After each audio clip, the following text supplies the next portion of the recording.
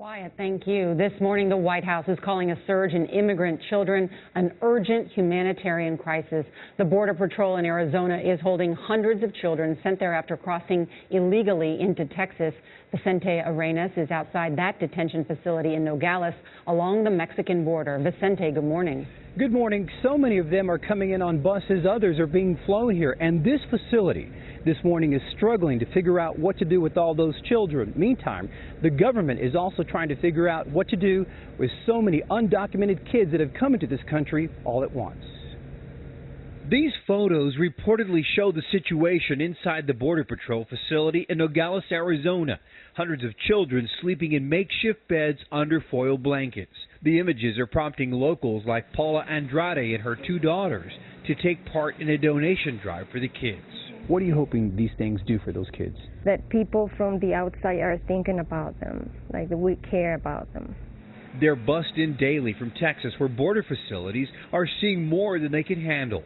According to the U.S. Border Patrol, the number of children caught entering the U.S. alone has skyrocketed to more than 47,000 in just the first 6 months of this year.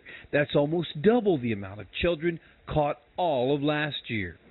The White House is calling on multiple government agencies to work together to address the situation, to make sure that we have adequate resources to deal with this influx of unaccompanied minors that we've seen. Border officials say most of the children are apprehended in the Rio Grande Valley of Texas. They're primarily from 3 Central American countries: Honduras, Guatemala, and El Salvador. The issue spreads beyond Arizona.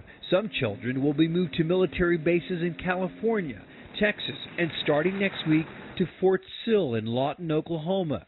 That state's Governor Mary Fallin calls the situation alarming. Children that will be staying on a military installation, which is for military purposes, and coming under who knows what type of conditions. They're going to have all kinds of health needs, education needs, certainly language barriers.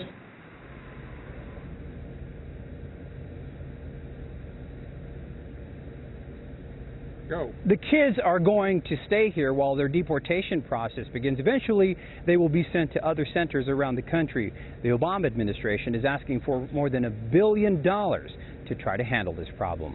Charlie?